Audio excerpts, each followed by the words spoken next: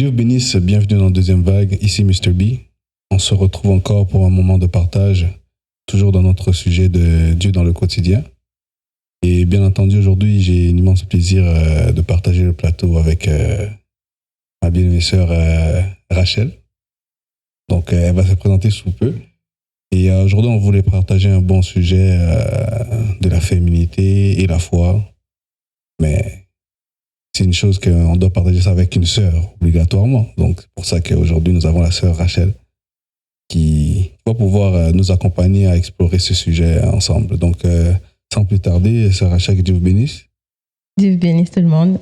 Comme frère Bomberger l'a dit, mon nom c'est sœur Rachel Joseph et je suis ravie d'être là aujourd'hui pour converser autour de ces sujets-là. Donc, voilà. On va partager aujourd'hui sur ce sujet. Voilà, on parle de la féminité et la foi. Et quand on dit la foi, bon, bien entendu, on parle de la croyance spirituelle, la chrétienté et tout. Donc, aujourd'hui, bon, ta vision par rapport à ça, d'abord, quand on parle de la féminité, c'est quoi ta vision? C'est quoi tes observations quand on commence de ça? Bon, la féminité, Dieu fait référence à la femme en tant que l'Église. Mm-hmm.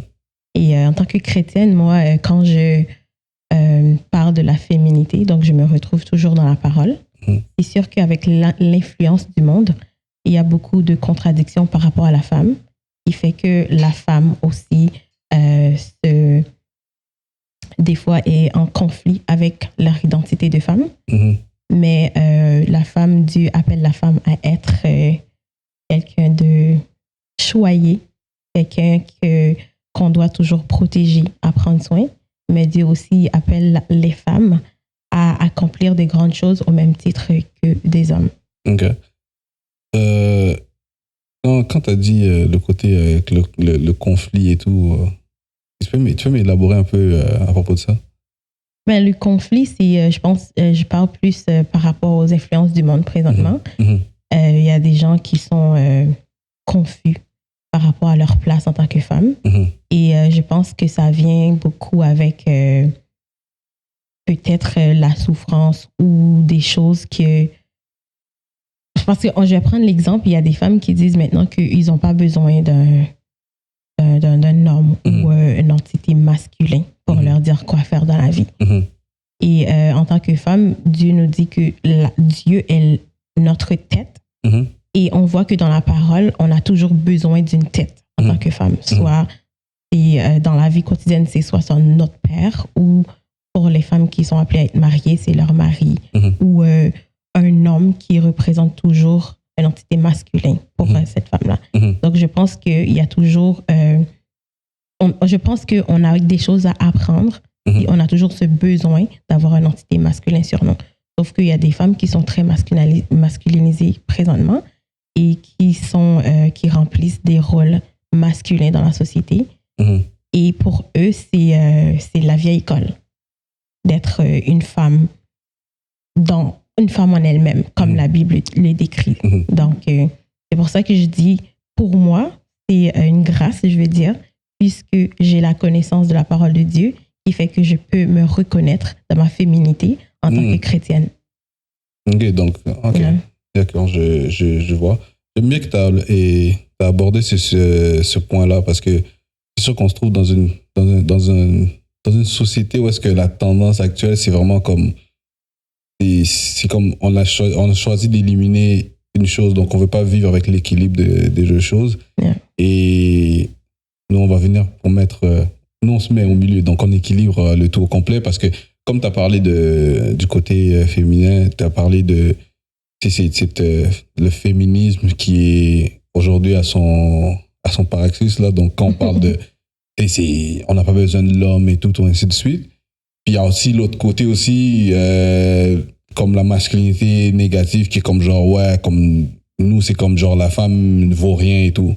Fait que ces déséquilibres-là, je pense que c'est ça qui cause, comme l'un a causé l'autre, tu vois, un abus, un malentendu ou une mauvaise expression de la chose. Et j'aime bien, comme tu as dit, le fait que c'est ça la réalité dans le monde qu'on vit actuellement, mais étant chrétienne, tu es capable de voir le bien dans ça. Et je pense qu'aujourd'hui, c'est ça vraiment le but, de vouloir élaborer la chose de manière à éclairer comme genre le positif dans ça. Et comme genre que chaque personne a sa place. Et comme on dit souvent, il y a la place pour tout le monde si tout le monde est à sa place. Exactement. Donc, on va être en mesure de voir ça et de voir les avantages aussi qu'il y a.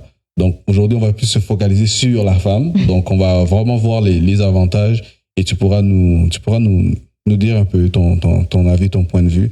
Bien sûr, je sais que bon, toi-même tu vas l'expliquer là, mais tu sais, aujourd'hui on t'a invité, on est choyé de pouvoir avoir la sœur Rachel avec nous pour discuter, donc explorer ce sujet.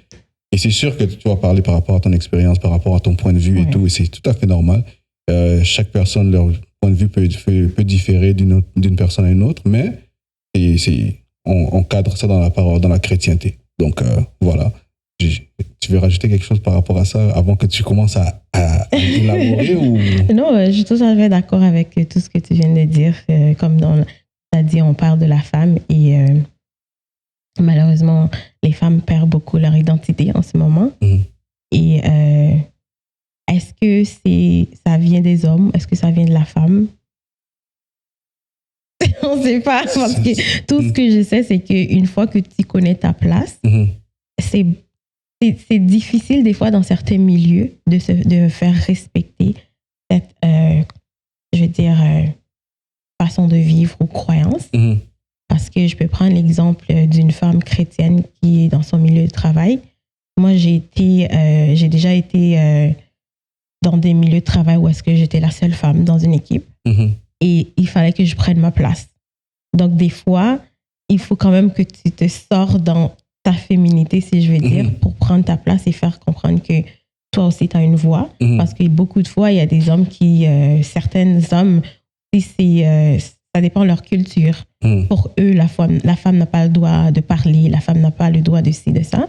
Alors, si tu travailles avec des gens comme ça, il faut vraiment sortir ce côté-là pour pouvoir prendre ta place. Après, là, ça devient difficile de le faire rentrer après. Exactement, ça devient difficile. Mais il faut vraiment avoir l'équilibre mental et aussi spirituel pour pouvoir naviguer dans le monde et aussi être chrétienne. Parce qu'il faut quand même, on peut pas se le cacher à la maison et dire qu'on va pas affronter le monde. Donc, il faut quand même qu'on le fasse, mais tout en avoir un équilibre, comme je dis, spirituel et savoir c'est quoi sa place. J'ai écouté un prédicateur qui parlait et qui disait que il faut qu'on soit, comment je veux dire, il faut qu'on sache les choix qu'on fait dans la vie. C'est sûr qu'une femme qui est appelée à faire un métier d'homme, donc c'est sûr que cette personne-là a un esprit leadership, un esprit qui est plus dominant et c'est très difficile des fois de faire le switch. C'est très difficile de faire le switch parce que si tu es toujours dans cet environnement-là où est-ce que c'est toi qui dirige, c'est toi qui fais ça, il faut avoir vraiment la sagesse de Dieu pour savoir que, OK, je suis une femme et tu comprends ce que je veux dire? Donc, alors, est-ce que c'est le monde qui doivent nous faire savoir c'est quoi notre place ou est-ce que c'est nous qui doit avoir comment je vais dire discernement? Pas un discernement, mais de se connaître nous-mêmes et aussi d'apprendre aux gens. Parce que les gens ont tendance de dire que c'est la vieille école, être une femme soumise, être une femme douce, être une femme qui s'attend à avoir un homme sur sa tête. Alors, la société ne reçoit pas vraiment ça de bon œil. Mais nous, si on connaît la place entre deux femmes et que l'homme connaît sa place, je pense qu'il n'y aura pas de conflit à ce que tout le monde vive ensemble. Et ça c'est tout d'abord c'est pas tout le monde qui voit ça comme ça. Et déjà là, je trouve que c'est quand même, il faut une grande maturité pour commencer à voir les choses de cette manière-là. Mais je sais aussi, il y a aussi le côté spirituel qui joue beaucoup dans ça. Justement, je voulais savoir en quoi ta foi t'a influencé dans ta vision féminine. Alors, c'est quand on grandit et qu'on a une jeune femme dans la société, on cherche notre place et on reçoit à l'école une éducation où est-ce qu'on nous dit on a le droit d'être qui on veut dans le monde. Ce qui n'est pas faux.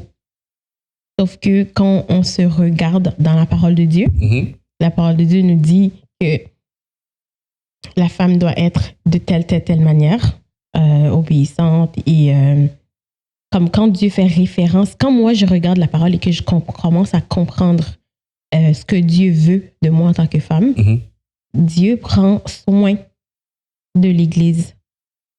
Et je dis pas que Dieu est venu il est mort seulement pour l'Église, mais quand il parle de son épouse et qu'il dit comment son épouse doit se préparer. Donc moi je dis, si un homme qui veut une femme peut avoir cette vision-là dans la tête, parce que les hommes, maintenant, je pense qu'ils disent que si la femme, je dois toujours prendre soin d'elle, je dois ci, je dois ça, elle vaut quoi? Elle veut quoi? Pourtant, si Dieu appelle un homme à être un pasteur, sa femme aussi, c'est mon avis. Moi, je ne suis pas prédicateur, je ne vais pas donner des doctrines aux gens, mais c'est mon avis. Sa femme est aussi choisie pour ça. Comment sa femme va jouer son rôle en tant que femme de pasteur? Parce que la femme, pour moi, la femme n'est pas juste là à être une femme et que le pasteur, lui, il est juste là pour l'Église. Il y a toujours la femme derrière qui, des fois, c'est elle qui fait les sacrifices. Des fois, c'est elle qui aide son mari à être présent et avoir le temps. Donc, il y a beaucoup de choses que je trouve que les gens dévalorisent par rapport à la femme. Pourtant, c'est juste pour compléter. Dieu nous appelle à être un aide. Et pour aider, il faut avoir la connaissance. Il faut valoir quelque chose. Il faut être serviable.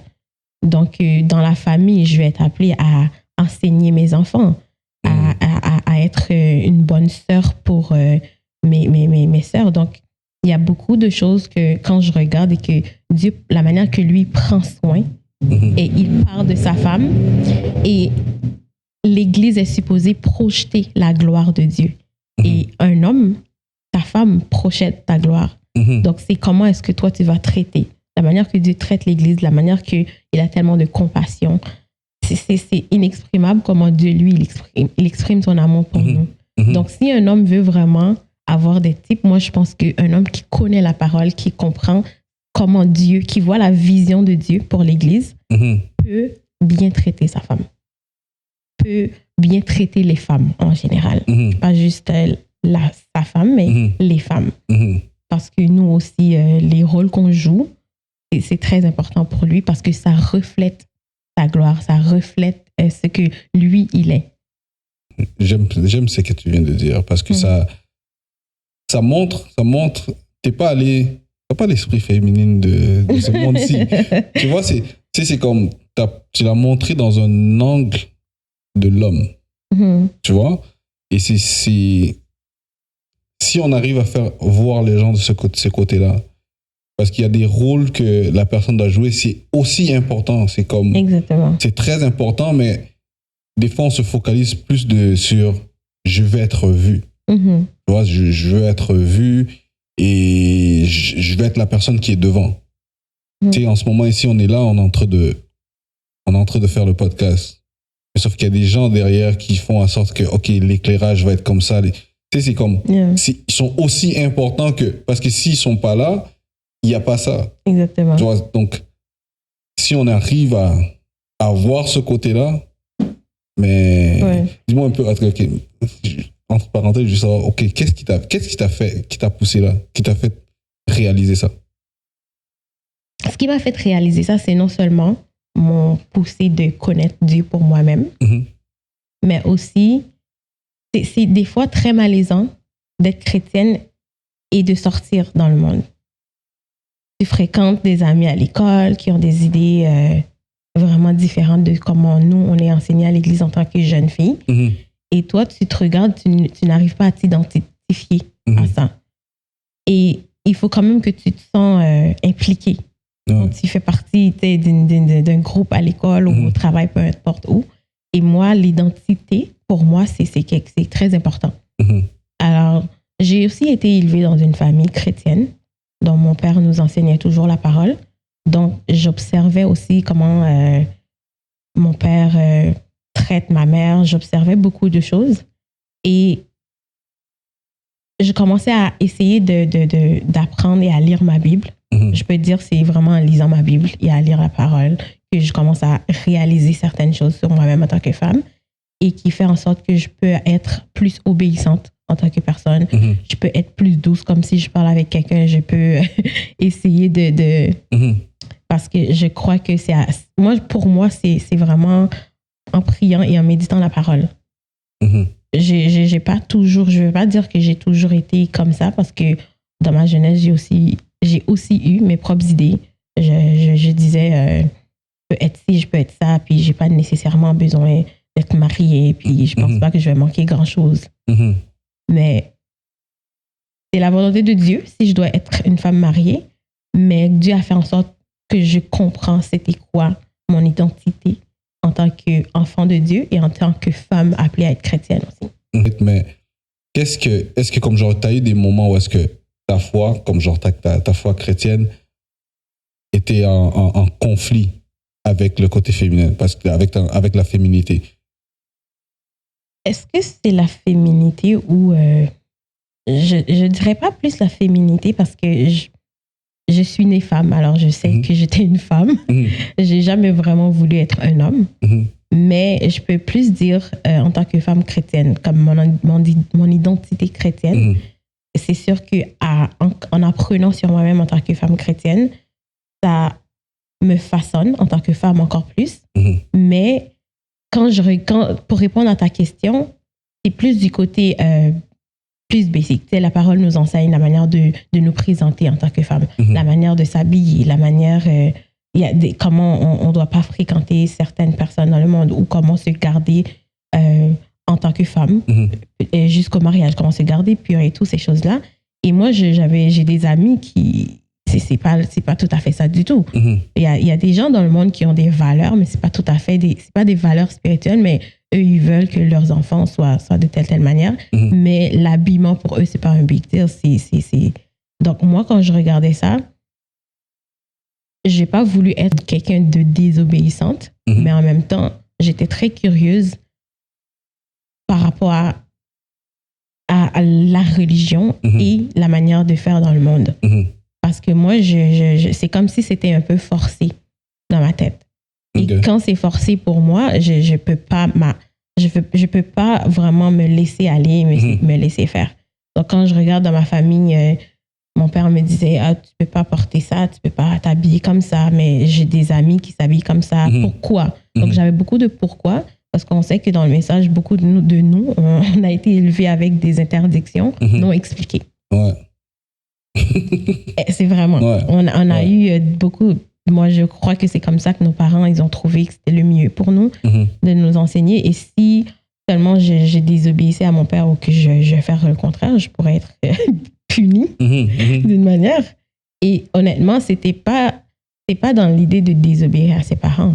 C'est vraiment à un âge où est-ce qu'on arrive, où est-ce que non seulement on connaît le bon et le mal, mais aussi pour connaître Dieu pour soi-même. Tu peux bien entendre un enseignement, tu peux bien aller à l'église, mais c'est une révélation qui vient à toi-même. Et c'est Dieu qui le met dans ton cœur. C'est Dieu qui fait que tu peux obéir et que tu peux suivre cette commandement, si je veux dire. Alors, pour moi, ça a été vraiment ça. Quand j'allais à l'école et que j'ai des amis qui portaient des tenues que moi, je ne pouvais pas porter, pour moi, c'était très important de savoir pourquoi. Alors, le pourquoi, ce n'était pas juste que mon père ne veut pas, ma mère ne veut pas. C'est-à-dire qu'à un moment donné, on se sent un petit peu mise à l'écart parce que tout le monde peut faire ça, moi, je ne peux pas le faire. Donc, moi, il fallait que je comprenne pourquoi Dieu veut que je sois comme ça, je sois pure. Et je le vois maintenant dans ma vie d'adulte. Je ne suis pas obligée d'aller dire à quelqu'un que je suis chrétienne. La manière que je me présente, les gens font juste le guess. C'est sûr que je reçois des gens qui me disent, mais moi aussi, je suis chrétienne, je ne suis pas obligée de m'habiller comme ça, comme une vieille. Et je me sens plus attaquée je me sens plus attaquée quand je dis, même si la personne le dise, je le prends plus personnel parce que pour moi, c'est une révélation en moi qui c'est pas une question de me montrer qui fait que les gens vont voir que je suis féminine. Et les hommes dans le monde, beaucoup d'hommes respectent ça. Ils respectent cette vertu dans la femme. Et c'est le diable qui vient pour tout, pervertir cette vision de la féminité, je veux dire, la manière de se présenter, et qui disent que pour montrer aux gens que on est à l'aise ou on est bien dans notre peau, il faut plus se montrer. Donc moi, je peux pas trop, je sais pas comment trop l'expliquer, mais Dieu a fait en sorte que je peux comprendre en moi-même que ce n'était pas ça le besoin pour moi, de me montrer ou de faire certaines choses. Donc, une fois que j'ai eu ça dans mon cœur, ce n'était plus un combat ou un conflit spirituel pour moi. Donc, tu as été en mesure d'embrasser ça. Puis Exactement. Et de ne pas avoir honte de ça aussi. Parce qu'on a aussi le gêne où est-ce que les gens, on avait peur de ce que les gens savent qu'on est chrétien. Et c'est pour ça que je me comporte comme ça. C'est comme si on était dans une cage et les gens disent, ah, mais t'es-tu sorti d'un siècle ou quoi? Mais maintenant, je comprends c'est quoi qui a la liberté d'être une chrétienne et de parler de ça ouvertement. Et pour moi, c'est une grâce. Mais si je te pose cette question ici, ok, de quelle façon l'interprétation de la foi ont-elles évolué, dans le rôle des droits de la femme? Le rôle des droits de la femme, comment je peux dire ça? Le monde, on a eu les oppressions dans le monde qui fait que la femme n'avait pas le droit de parler, on n'avait pas le droit de voter, on n'avait pas le droit de ci, de ça, de ça. Donc, je pense qu'avec l'évolution et que quand on a finalement à avoir certains droits, c'est comme un enfant qui était chez ses parents qui avait des interdits et que finalement, maintenant, on peut le faire et on commence à faire n'importe quoi sans comprendre la valeur de la liberté qu'on nous a donnée. Donc, c'est sûr que dans le monde, ça ne peut pas être rien d'autre qu'une révolution. La femme va vouloir faire des choses pour montrer à l'homme que moi aussi je peux faire ça, moi aussi je peux faire ça. Mais quand je regarde encore dans la Bible, on a toujours eu notre droit dans la Bible en tant que femme. On a beaucoup d'exemples bibliques. On a Déborah, on a Ruth, on a Marie, Madeleine. Dieu a utilisé beaucoup de ces femmes-là pour remplir pour être à son service, mais c'était des femmes. Ils ont joué des rôles très importants. Donc, on a pas mal de femmes dans la Bible qui nous montrent que nous aussi, on a notre place. C'est sûr que comment avoir cette place-là dans notre société, écoute, c'est dans le monde dans lequel on vit, mais l'évolution, c'est que nos femmes, maintenant, si je peux parler, nos femmes, quand je dis nos femmes, c'est plus les femmes chrétiennes, les femmes du message, de vraiment comprendre leur identité biblique en tant que femme pour ne pas confondre les droits qu'on nous donne dans le monde. C'est sûr que tout ce qu'on a dans le monde, oui, on peut s'en servir, mais je pense que c'est là qu'il y a le blocage. Il y a comme un mélange dans l'atmosphère et que nous aussi, on dit que moi aussi, je peux montrer aux hommes que je peux faire ça. Nous aussi, j'ai pas besoin. Et ça enlève tout le leadership et aussi la gloire que Dieu veut qu'on projette. Quand tu parles de ça, des fois, on sent comme si... moi, j'ai l'impression, je ne suis pas femme, mais des fois, j'ai l'impression, juste avec des observations et tout, et tu regardes des gens qui sont pas peut-être chrétiens et puis qui regardent et disent, toi, vous mettez pas la place comme genre aux femmes. C'est comme, là, moi, je te pose à toi la question, comme, est-ce que vous sentez qu'il y a une place pour vous de jouer un rôle dans la communauté de la foi, dans la communauté chrétienne? Absolument. Moi, par rapport à ma vie personnelle ou mon entourage, je peux avoir des exemples. Je pense que chaque personne peut parler pour leur propre expérience. Il y a des gens qui m'ont déjà dit ça. C'est juste quand on dit que la femme n'avait pas le droit de prêcher, la femme n'a pas le droit derrière la chair et tout. Mais dans l'église, on a des sœurs qui jouent des instruments musicaux. On a aussi des sœurs qui c'est des professeurs d'école du dimanche. Donc, c'est des personnes qui ont les gens confient leurs enfants pour leur donner des instructions par rapport à la Bible. Donc, je pense qu'il y a un manque de connaissances ou un manque de savoir à ce sujet-là, ou par rapport à la communauté où est-ce que la personne évolue. Peut-être qu'il y a des églises qui interdisent totalement aux femmes d'avoir une part dans la communauté, dans l'église et tout. Ça se peut. Donc moi, je pense que c'est un choix. Est-ce que c'est la parole? Pas nécessairement, mais... Les gens se sont pas bien informés par rapport à... Peut-être l'information, mais peut-être c'est un vécu aussi. Parce que, comme je dis, il y a beaucoup d'églises qui peuvent être très dictateurs, si je veux dire. Et la femme n'a pas le droit dans rien du tout, que juste être à la maison et avoir son ministère à la maison, à savoir prendre soin des enfants et tout. Moi, j'ai l'exemple parfait de ma mère. J'ai déjà partagé ça. J'ai ma mère qui fait partie d'une communauté à l'église. Et depuis que j'étais toute jeune, elle avait commencé ça avec 2 amis. Et maintenant, c'est une très, très, très, très grande communauté où est-ce qu'elles vont aller dans des hôpitaux, elles vont aller chez des personnes malades ou en besoin, ou des jeunes couples qui viennent juste de se marier, ou des personnes qui viennent juste d'avoir leur premier bébé. Elles vont venir pour apporter leur aide. Et des fois, c'est même pas parce qu'ils ont le soutien de l'Église, je veux dire monétairement, mais ils vont le faire avec ce qu'elles ont. Et ça, pour moi, c'est une grande exemple de on a notre place. Parce que les hommes, il y a beaucoup de choses que peut-être qu'un pasteur qui est appelé à diriger une église, peut-être qu'il est tellement trop occupé pour avec l'église, ben il y a sa femme qui fait partie d'une communauté qui va faire en sorte qu'il peut répondre à d'autres besoins. Donc moi, je trouve qu'on a tout un rôle à jouer. Peut-être qu'on ne le sait pas. On peut prier pour savoir c'est quoi que Dieu veut qu'on fasse, mais on a tous une place à jouer dans l'église.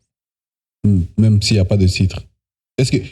On n'a pas nécessairement besoin d'un titre. Est-ce que c'est ça est-ce que tu penserais que peut-être comme genre ça te dérangerait que comme genre il n'y a pas de titre officiel, tu sais, comme genre pasteur, diacre, je sais pas moi, comme... Ben absolument. Pour moi, c'est pas un conflit dans ma tête. Comme je te dis, je sais très bien que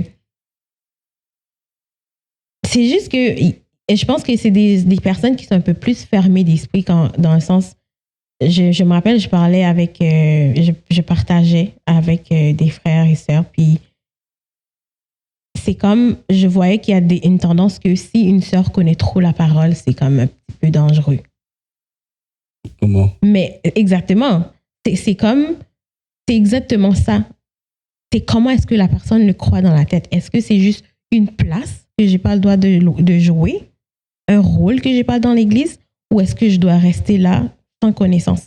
Je me fais juste diriger à l'œil nu. Mais connaître pas. Parce que quand tu parles, la personne voit que, OK, c'est comme si la sœur est quasiment en train de prêcher. Puis c'est comme, OK, ça, on doit mettre un frein à ça. Mais quand même, OK, même dans le partage comme ça. Ah ouais. Mais c'est pour ça que je dis, c'est vraiment l'opinion de chacun.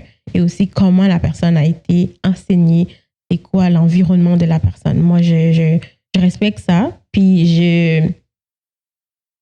j'ai déjà rencontré ça, sauf que ce n'est pas juste ça qui existe. Peut-être que dans les églises, les gens doivent donner ou essayer d'évoquer ce sujet-là un peu plus. Peut-être qu'il y a des gens aussi qui sont dans l'église ou des sœurs dans l'église qui ont des fardeaux sur leur cœur, qui veulent jouer un rôle et qui ne trouvent pas la place de le partager, qui ne savent pas comment commencer, comment introduire, ou qui ont peur, qui disent que ben t'as pas une place, t'as pas le droit de jouer tel rôle dans l'église, mais ça dépend de quelle église est-ce que tu fais partie, je veux dire. Justement, il peut y avoir des gens qui ont ça à cœur, mais ils ne savent pas comment commencer et tout. Mais là, tout à l'heure, tu as parlé tu disais que, OK, tu voyais ça à travers ta mère, qu'elle elle a créé une comité et tout. Maintenant, si quelqu'un voulait savoir comment je peux commencer, est-ce que tu peut donner